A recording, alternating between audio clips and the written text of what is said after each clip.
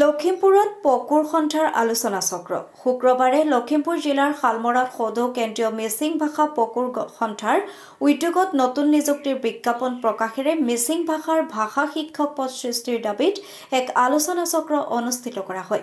সদৌ কেন্দ্ৰীয় মিচিং ভাষা পকুৰ সন্থাৰ উদ্যোগত নতুন নিযুক্তিৰ বিজ্ঞাপন প্ৰকাশেৰে মিচিং ভাষাৰ ভাষা শিক্ষক পদ সৃষ্টিৰ দাবীত আলোচনা চক্ৰ অনুষ্ঠানত মিচিং ভাষা পকুৰ সন্থাৰ সভাপতি সম্পাদক আৰু বিষয়ববীয়া সদস্যসকলৰ লগতে লখিমপুৰ জিলাৰ কেইবাগৰাকীও গণ্যমান্য ব্যক্তি উপস্থিত থাকে। আমি অসম চৰকাৰলৈ মিডিয়াম অফ ইনষ্ট্ৰাকশ্যন ঘোষণা কৰাৰ বাবে বা 200খন স্কুল দিয়াৰ সিদ্ধান্ত লোৱাত আমি পকুৰ কেবাঙৰ পৰা সৰ্বপ্ৰথমে আদৰণি জনাইছোঁ। অতি দুখৰ বিষয়, চৰকাৰে 200খন স্কুল দিয়াৰ নামত কণা হাঁহ পঠান ধান দিয়াটোহে আমি প্ৰত্যাহ্বান জনাইছোঁ আৰু এই ছিষ্টেমটো আমি কোনো কাৰণেই মানি ল'ব নোৱাৰোঁ। যিহেতু আমাৰ ইউনিভাৰ্চিটি আণ্ডাৰত লেংগুৱেজ পাছ কৰা ল'ৰা ছোৱালী আছে, আগম কেবাঙৰ আণ্ডাৰত লেংগুৱেজ পাছ কৰা ল'ৰা ছোৱালী আছে আৰু আছাম টেট প্লাছ লেংগুৱেজ পাছ কৰা ল'ৰা ছোৱালী আছে। আমাৰ কোনোতেই অভাৱ নাই। তো সেইবিলাক ছাত্ৰ ছাত্ৰীৰ মাজত বিশেষ টেট আয়োজন কৰি নতুন পদ সৃষ্টি কৰাটো আমাৰ মূল দাবী আৰু এই দাবী আমাৰ সতল থাকিব। আৰু আজি আমাৰ শদিয়াৰ পৰা বুৰলিলৈকে বিশেষ ব্যক্তি সমবেত হৈছে আৰু ভৱিষ্যতেও আমাৰ আজিৰ দাবী যদি চৰকাৰে মানি নলয় আমি জংগী আন্দোলন কৰিবলৈ বাধ্য হ'ম। চৰকাৰৰ ওচৰত ল মেকিং পাৱাৰ আছে। ইহঁতে যেনেদৰে আগত আমাৰ জেনেৰেল টেটবিলাকক টেট আয়োজন কৰাৰ পাছতহে DLED ডিপ্ল'মা ল'বলৈ দিছে। তো এইটো ল মেকিং পাৱাৰ চৰকাৰৰ ওচৰত ইচ্ছামতে ইহঁতে ল মেকিং কৰিব পাৰে। আজি ইচ্ছামতে পাৰে বুলিয়ে ইহঁতে আজি চাওক আমাৰ মিচিং জাতিক অসমৰ সৰ্ববৃহৎ দ্বিতীয় জনগোষ্ঠীক অৱহেলিত কৰা হৈছে। যিহেতু এইটোতো চাওক চাংতালিক আজি মিডিয়াম অফ ইনষ্ট্ৰাকশ্যন দিছে, ইহঁতক স্পেচিয়েল টেট আয়োজন কৰি দিছে।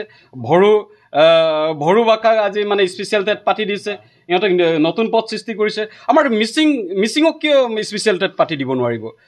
কিয় আমাৰ মানে নতুন পদ সৃষ্টি কৰিব নোৱাৰিব?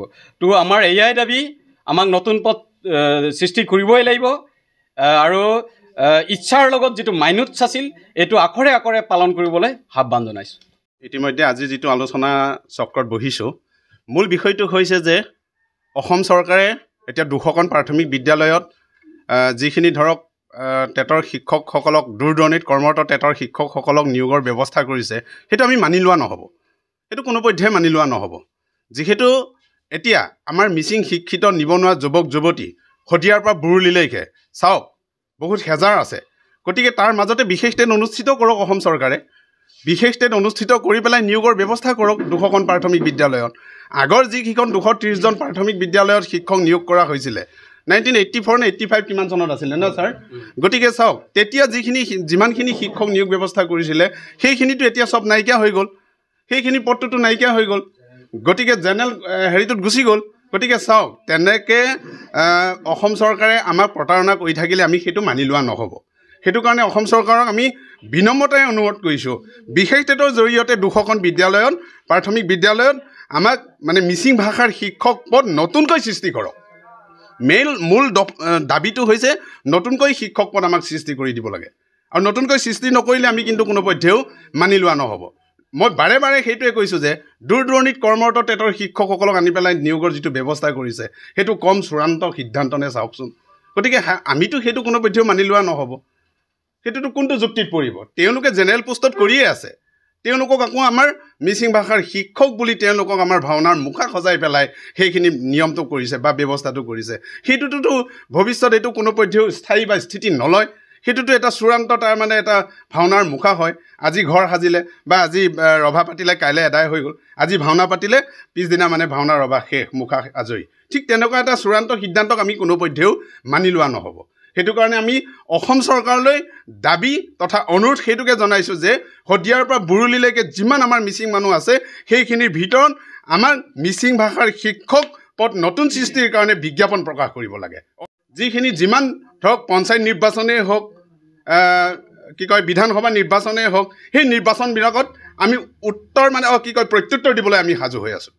তাৰ কাৰণে আমাৰ শদিয়াৰ পৰা বুৰলিলৈকে যিমান মিচিং জনজাতি আমাৰ মিচিং ভাই বন্ধু আছে সকলোকে জাগি উঠিবলৈ মই আহ্বান জনাম যে বিষয়টো কিমান মানে আমাৰ হেৰি ভাষা এটা অধিকাৰ আমাৰ মৌলিক অধিকাৰ ভাষা এটা আমি এটা কোনোপধ্যেও বিলুপ্তিপ্ৰায় হ'বলৈ দিব নোৱাৰোঁ কাৰণ ভাষা এটা আমাৰ নিজস্ব হেৰি এটা আছে সেইটো কাৰণে আমি ভাষাক কোনোপধ্যেও আমি বিলুপ্তি হ'বলৈ নিদিওঁ ভাষাক আমি সংস্কৃতিক আমি ধৰি ৰাখিবই লাগিব সেইটো সকলো আমাৰ দল সংগঠন জাতীয় সংগঠন সকলোৱে সহযোগিতা কৰিব লাগে বুলি আমাৰ দল সংগঠনকো আমি আহ্বান জনাইছোঁ সহযোগিতা কৰক আমি সকলোৱে একেলগে অসম চৰকাৰৰ ওচৰত দাবী জনাওঁ অসম চৰকাৰৰ ওচৰত আমি অনুৰোধ কৰোঁ যে আমাৰ যিখিনি দাবী আমাৰ সেইখিনি দাবী কোনোপধ্যেও তাৰমানে তেওঁলোকে তাৰমানে আমাক প্ৰতাৰণা কৰিব নোৱাৰিব এই আলোচনা চক্ৰৰ জৰিয়তে চৰকাৰলৈ সকিয়নি প্ৰদান কৰি কৈছে অনাগত দিনত যদি এই দাবী পূৰণ নকৰে জংগী আন্দোলনৰ হুংকাৰ প্ৰদান কৰে সংগঠনটোৱে লখিমপুৰৰ পৰা ৰাহানুদ্দিন আহমেদৰ ৰিপৰ্ট অপৰূপা টিভি অপৰূপা টিভিৰ তৰফৰ পৰা আপোনালৈ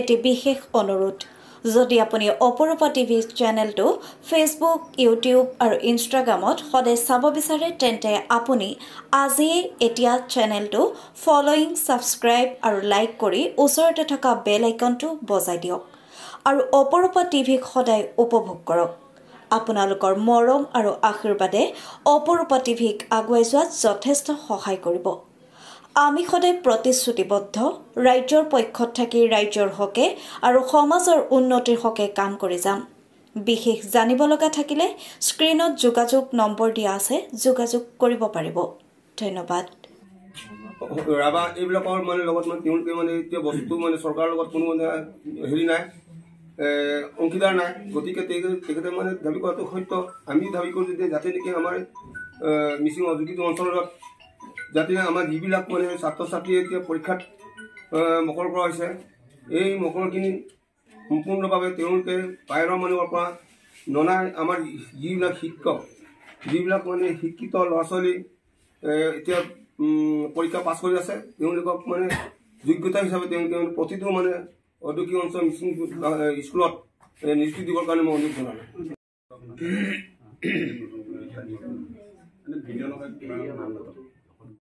সেইবিলাকলৈ মই স্বাগতম জনাইছোঁ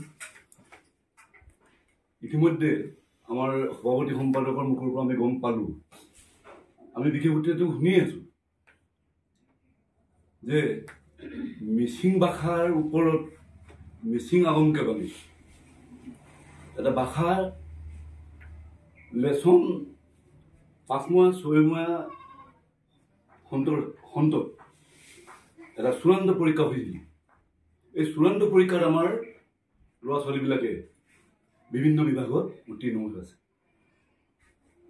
তেওঁবিলাকক চেৰাই সৈন্য হাতেদি যেতিয়া দিবলৈ ওলাইছে বুলি বুবা ওলাইছে যদি এইটোৱেই হয় তেতিয়াহ'লে তাতকৈ আৰু আশ্চৰ্যৰ কথা হ'বই নোৱাৰে তেওঁ মিচিং ভাই হ'ব পাৰে তেওঁ মিচিং ভাষাৰ ওপৰত কিমান দক্ষতা আছে এইটো ডাঙৰ প্ৰশ্ন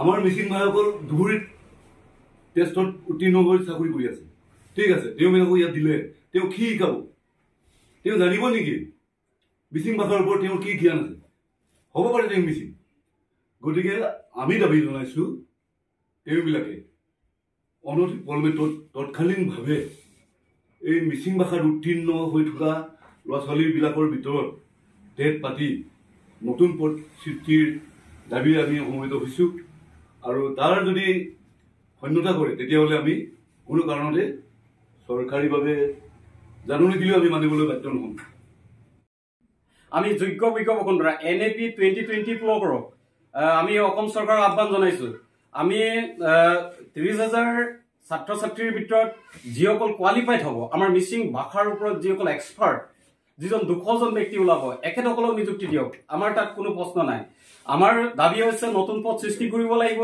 এনিৱে আৰু আমি আমাৰ তৰফৰ পৰা যিসকল আমাৰ মিচিং ভাই ভনীয়ে এই মখৰল হোৱাৰ পাছত চৰকাৰৰ প্ৰতাৰণা মধ্যে মানি ল'ব নোৱাৰোঁ আৰু চৰকাৰে আমাক কণা হাত প্ৰধান ধান দিয়াটো আমি কোনো কাৰণে মানি ল'ব নোৱাৰোঁ এই আমাৰ আলোচনা চক্ৰৰ হাত ধৰিবলৈ আমাৰ বিশিষ্ট সমাজসেৱক আমাৰ সজাতি দলৰ ব্যক্তি আহিছে আমাৰ যত্নী ফাইং দাক আমি অলপ হাত ধৰিবলৈ আমি আহ্বান জনাইছোঁ ধন্যবাদ